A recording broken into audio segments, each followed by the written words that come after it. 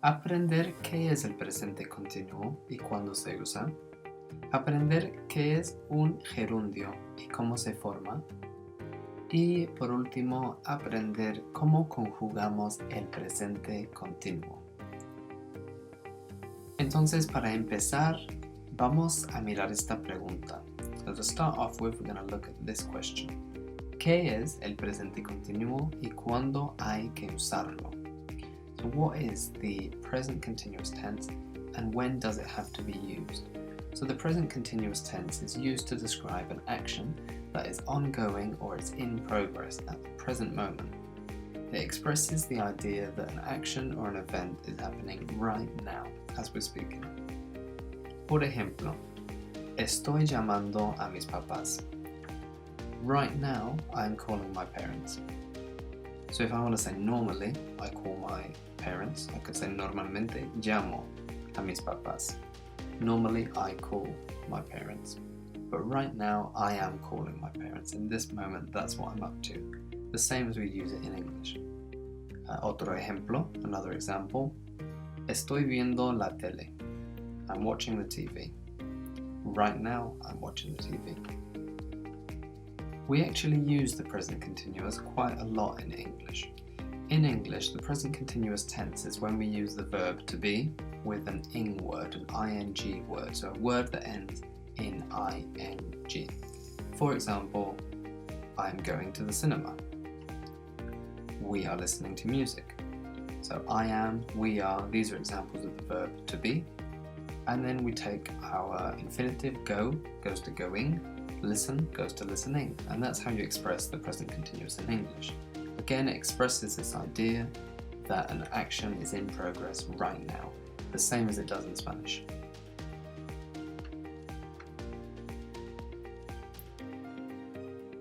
Ya hemos hecho el primer reto de esta clase, so we've already done our first learning objective. Hopefully we've learned what the present continuous is and when to use it, both in English and in Spanish. Let's give that one a tick. Our next step is to learn what a gerund is and how to form them. So what are these ing words called? So let's start off by looking at English. The ing words that we use in English with the verb to be are called gerunds or present participles. So there's two ways you can call these words. And in English, as I've mentioned, they're formed by using the infinitive of the verb and adding ing. It's really simple in English. Learn goes to learning, go goes to going, listen goes to listening. And in Spanish, they're actually similarly easy to form. There are only a few irregulars, so this is quite an easy thing to learn how to do. Entonces, ¿cómo formamos el gerundio o el participio del presente en español? How do we form these gerunds in Spanish? So, first of all, we take our verb, our infinitive verb. We remove the AR, the ER, or the IR ending, like we do when we're conjugating it into different tenses. And then we add ando for AR verbs. So hablar, we take off the AR, habl, and then we add ando. So hablando is speaking or talking. Or we add yendo for ER and IR verbs. For example, the verb comer, if we take off the ER, we're left with com. And then if we want to say eating, we add yendo, comiendo. So that's how we form the gerund. That's how we form the equivalent, the Spanish equivalent of the English ing word. Speaking, hablando, eating, comiendo. But we still need to use this gerund with the verb estar. The same as in English, we always use those ing words with the verb to be. So if I want to say I am speaking or I am talking, I'd say estoy hablando. If I want to say someone else is doing something, for example, mi madre está comiendo. Mi madre está comiendo. My mother, my mum, is eating. So we're using the verb estar in the present tense. Ahora vamos a practicar eso. So now we're going to practice that. So just a quick reminder, Our AR verbs, we need to use ando, and our ER and IR verbs, we need to use yendo. And of course, we've got to take off those endings before we add the ando and yendo. So see if you can turn each of these verbs into a gerund or a present participle. So we've got the verb ver, to see or watch, beber, to drink, escribir, to write, nadar, to swim, mirar, to look or to look at, y pensar, to think. So I've underlined here all of the endings. We've got some ERs, we've got some IRs, we've got some ARs, and you've got the prompts above. So just pause the video when you're ready, see if you can work out, you write them down or just say them, what you think the gerunds would be for each of these verbs, and when you're ready, just push play. Okay, so let's go through them. Ver, we take off the ER, we're left with just the letter V, and then because it's an ER verb, we need to add yendo. Viendo, viendo, estoy viendo, I'm watching. Beber goes to bebiendo. Estoy bebiendo. Estoy bebiendo limonada. I'm drinking lemonade. Escribir goes to escribiendo. Estoy escribiendo una carta. I'm writing a letter. Nadar has a different ending because it's an AR verb, so that goes to nadando. Estoy nadando. I'm swimming. Mirar goes to mirando. I could ask you, ¿me estás mirando? Are you looking at me? ¿Me estás mirando? Pensar goes to pensando. So we've got our 3 AR ones at the end there. So we've got 3 with yendo and 3 with ando. So hopefully you got all those right. So I did mention there are some irregulars. We know that for the regular ones, which are most of the verbs in Spanish, we take off the ending of the infinitive and we add either ando or yendo. There are some irregulars which they only have a minor spelling change. For example, the verb dormir, to sleep, most of it's regular, just that O changes to a U, so it's durmiendo instead of dormiendo, a minor change. Leer, the verb to read, goes to leyendo or leyendo with a Y. Reír, the verb to laugh, goes to riendo, so we just kind of lose that E and forget about it. But as I've said, the changes are minor. The vast majority of Spanish verbs have regular gerunds, so really the irregulars, they're not anything to really worry about with this. Ya hemos hecho el segundo reto de la clase, so we've done our second learning objective to learn what a gerund is and how to form them. Our next step is to learn how to conjugate the present continuous tense, so we're kind of putting all of what we've learned together now. So, el presente continuo, the present continuous, let's piece this puzzle together now. So we know how we get to our gerund, or our present participle. We remove the AR, ER or IR off of our verb, and then we add either ando or yendo. That gives us our gerund, or our in word, and that's the English equivalent, but we still need the verb to be so that we can be doing something. And for the verb to be in Spanish, obviously we've got 2 options, estar and ser. With the present tense, the present continuous tense, we always use the verb estar. We never use ser for this sort of thing. Estar tends to be used for temporary things, and obviously if you're doing something, it's probably something very temporary. You're eating pizza.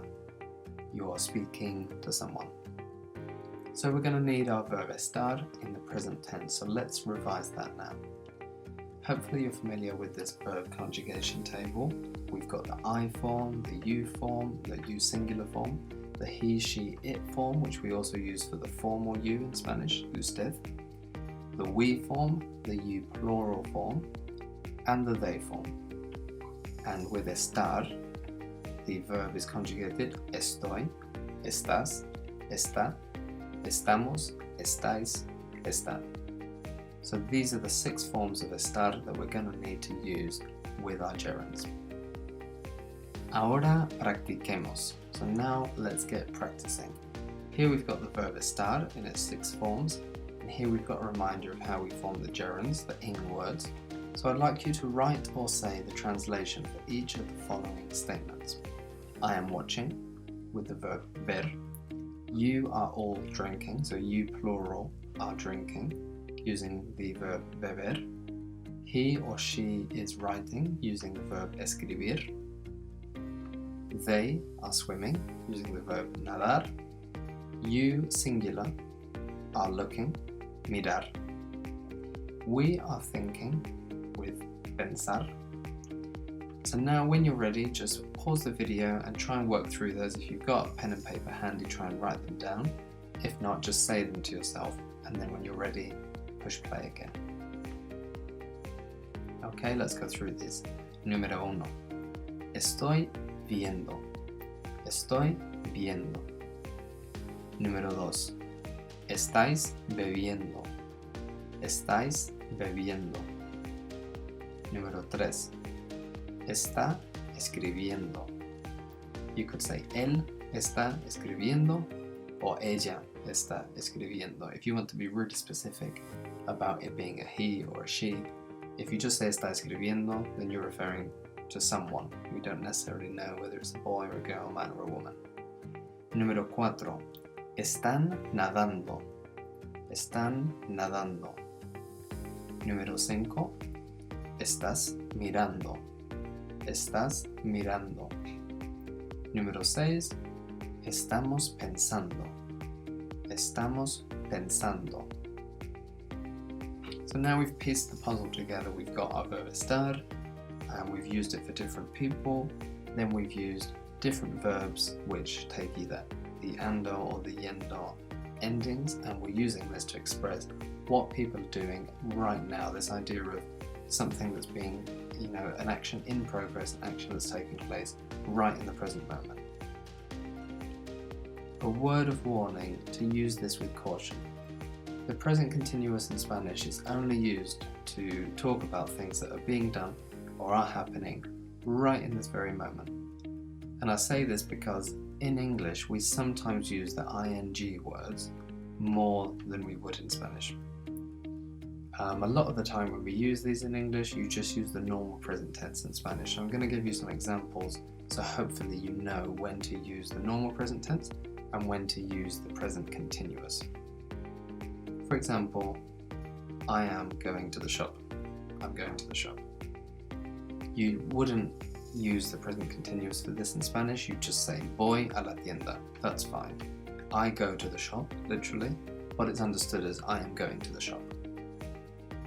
The same with all of the near future. So, for example, I am going to go. This is what we call the near future tense. In Spanish, you just use the regular present tense of ir. So, voy a ir.